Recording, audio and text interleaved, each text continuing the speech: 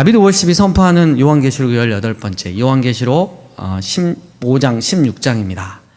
나 사도 요한은 하늘의 다른 크고 놀라운 표적 곧 마지막 7재앙을 가지고 있는 7천사들을 보았습니다. 그리고 심판의 정황을 짐작케 하는 불로 섞인 유리바다 같은 것을 보았고, 짐승으로부터 그리고 그의 형상으로부터 그리고 그의 이름의 수로부터 이긴 자들을 보았는데, 그들은 하나님의 하프를 가지고 유리바닷가에 서서 예전에 이스라엘이 출애굽하여 홍해를 건넌 후 불렀던 하나님의 종 모세의 노래처럼 어린 양 대신 예수님의 노래를 불러 말하였습니다. 잠깐 여기서 제가, 여러분 혹시 모세의 노래, 제가 노래 그 지은 모세의 노래 아세요? 한 번도 못 들어보셨죠? 예, 제가 곡을 썼어요. 모세의 노래를. 반응이 너무 안 좋아서 바로 폐기가 됐던 그런 아픈 기억이 있어서, 예, 참 좋았는데 제 딴에는. 예. 아무튼 어린 양 대신 예수님의 노래를 불러 말하였습니다. 당신의 일들이 크고 놀랍습니다. 주 하나님 전능하신 이시여, 당신의 길들은 의롭고 참되십니다. 나라들의 왕이시여, 주여 누가 당신의 이름을 경외하지 아니하며 당신의 이름을 영화롭게 하지 아니하겠습니까? 왜냐하면 당신만이 거룩하기 때문입니다. 왜냐하면 모든 나라들이 와서 당신 앞에 경배할 것이기 때문입니다. 왜냐하면 당신의 의로운 행위가 드러났기 때문입니다. 이후로 나는 하늘에 있는 언약궤를 담고 있는 증거의 장막 곧 성전이 열리는 것을 보았습니다. 그리고 7재앙을 가진 7천사들이 맑고 찬란한 세마포를 입고 가슴둘레에 금띠를 두르고 성전으로부터 나왔습니다. 그리고 4생물 중 하나가 7천사들에게 영원히 살아계신 하나님의 분노로 가득한 7금 대접을 주었습니다. 그 성전은 하나님의 영광과 능력으로 말미암아 연기로 가득 찼고 7천사들의 7대접이 완성될 때까지 아무도 그 성전으로 들어올 수 없었습니다. 나는 성전으로부터 7천사들에게 말하는 큰 음성을 들었습니다. 너는 가라. 그리고 하나님의 분노의 7대접을 땅에 쏟으라. 그때 첫째가 가서 그의 대접을 땅으로 쏟았습니다. 그러자 짐승의 표를 가진 사람들과 그리고 그의 형상에게 숭배하는 자들에게 위험하고 고통스러운 상처가 생겼습니다. 그리고 둘째가 그의 대접을 쏟으니 바다가 죽은 자의 피 같은 피가 되었고, 이로 인해 바다에 살아있는 모든 피조물이 죽었습니다. 셋째가 그의 대접을 강들과 물의 샘물에 쏟으니 그것들이 피가 되었습니다. 물을 다스리는 천사가 말했습니다. 지금도 계시고 전에도 계셨던 거룩하신 이시여, 이렇게 심판하시는 당신은 의로우십니다. 그들이 성도들과 선지자들의 피를 흘렸으므로 그들로 피를 마시게 하여 심판하는 것이 마땅합니다. 또 나는 제단에서 말하는 것을 들었습니다. 그렇습니다. 주 하나님 전능자이시여, 당신의 심판은 참되고 의로우십니다. 넷째 천사가 그의 대접을 해 쏟았습니다. 그러자 그것에게 사람들을 불로 태우는 것이 허락되었습니다. 사람들은 큰 태움으로 태워지게 되었습니다. 그래서 그들은 이 재앙에 대한 권세를 가진 하나님의 이름을 모독하였고 하나님의 영광을 돌리기 위해 회개하지 않았습니다. 나 사도 요한은 이러한 그들의 반응 때문에 대접 심판이 회개를 목적으로 하지 않음을 깨달아 알았습니다. 다섯째가 그의 대접을 용이 허락한 짐승의 보좌를 향하여 쏟았습니다. 이것은 용에 의해 상징되는 사탄에 대한 심판을 직접 감행하시겠다는 것. 이제 악의 세력에 대한 완전한 심판을 통한 하나님의 구속 사역의 완성이 마침내 다가오고 있다는 것을 말해줍니다. 사탄의 나라가 어두워지기 시작했고 그의 나라에 속한 자들은 영원한 지옥의 고통을 체험하므로 자기들의 혀를 깨물지 않을 수 없었습니다. 이것은 하나님과 완전히 분리되는 지옥의 고통으로서 예수님께서 그 나라의 본 자손들은 바깥 어두운 데 쫓겨 거기서 아파서 자기 혀를 깨물게 되리라고 마태복음 8장 12절에서 말씀하신 바 있습니다. 그들은 그들의 고통과 상처 때문에 하늘의 하나님을 모독했습니다.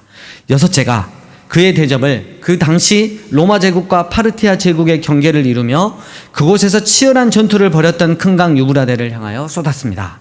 그러자 동쪽으로부터 왕들, 즉 하나님의 백성을 공격하는 세상의 세력이 길을 준비하도록 그것에 물이 발랐습니다. 그리고 나는 삼위 하나님의 모조품, 즉 용의 입으로부터, 그리고 짐승의 입으로부터, 그리고 거짓 선지자의 입으로부터 나오는 개구리 같은 더러운 새 영을 보았습니다.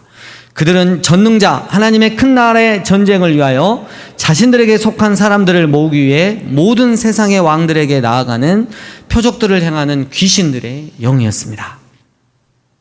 지금 나 사도 요한이 말하고 있는 이 전쟁은 마지막 때 곧 예수님의 재림의 때에 일어날 심판을 위한 종말적 전쟁이요, 물리적 전쟁이 아니라 영적 전쟁임을 밝힙니다. 이것이 영적 전쟁으로 이해해야 하는 이유는 그 전쟁의 대상이 나라와 나라 사이가 아니라 사탄의 진영과 주님의 교회 공동체 사이의 전쟁이기 때문입니다. 그러므로 주님께서 말씀하셨습니다. 내가 도둑같이 오리니 짐승의 표나 그의 형상에게 절하는 행위에 동참하지 않고 나에 대한 믿음과 인내를 지키는 자는 복이 있도다. 귀신의 영들은 히브리어로 하르마겟돈이라고 불리우는 장소로 왕들을 모았습니다. 성경에서 하르마겟돈은 하나님을 대적하는 자들에 대한 심판의 장소입니다. 그러니까 6번째 대접 심판의 대상은 표면적으로는 귀신의 영에 의해 미혹된 세상의 왕들이지만 그 본질은 용과 짐승 그리고 거짓 선지자라고 할 수 있습니다.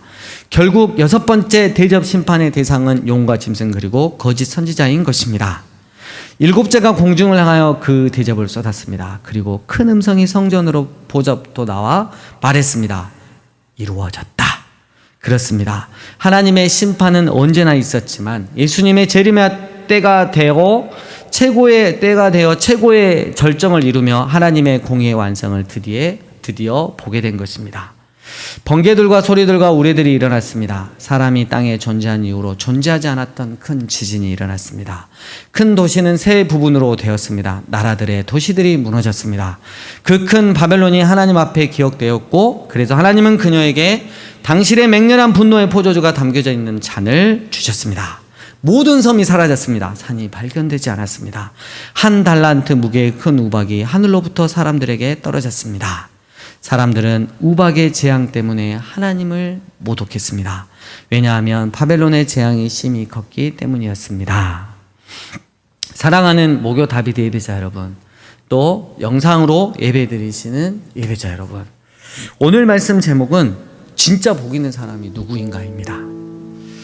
오늘 본문의 영적 전투가 사탄, 짐승, 거짓 선지자에 의해 일어난 것이라면 그 전쟁의 목적은 분명 짐승의 우상을 숭배하고 그를 따르는 형태로 나타날 것입니다.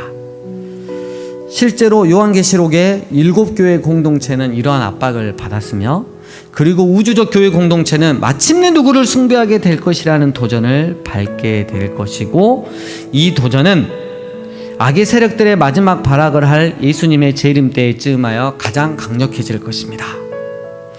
삶의 현실 속에서 이러한 강력한 도전은 생각보다 그리스도인들이 감당하기에 쉽지 않습니다. 그래서 깨어있어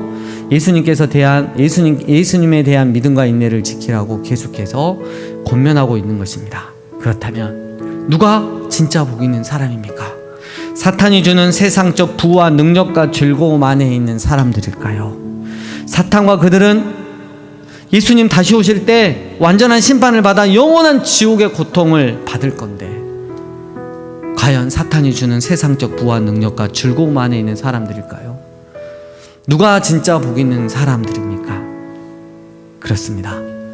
우리 예수님 정확히 언제 오실지 모르나 분명 오심을 알고 자신의 전부 되는 신랑을 가장 아름다운 모습으로 맞이하고자 하는 신부처럼 깨어있는 자, 예수님에 대한 믿음과 의리와 사랑을 끝까지 지키는 자가 진짜 복 있는 사람인 것입니다. 아멘. 아멘. 여러분, 거의 끝날 때쯤은 아멘을 해주셔야지 힘을 내서 끝낼 수 있다는 거예요. 아셨죠? 네.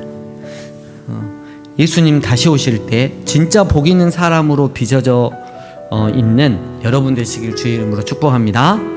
아이고 할렐루야. 우리 기도하시겠습니다. 첫 번째, 이 세상의 결론을 정확하게 알고 예수님 다시 만날 그날을 준비하며 살아가는 제가 되게 해주세요. 두 번째, 예수님께서 인정하시는 진짜 복 있는 사람으로 살아갈 수 있도록 성령님 함께 해주세요. 함께 기도하며 나가겠습니다. 기도하시겠습니다.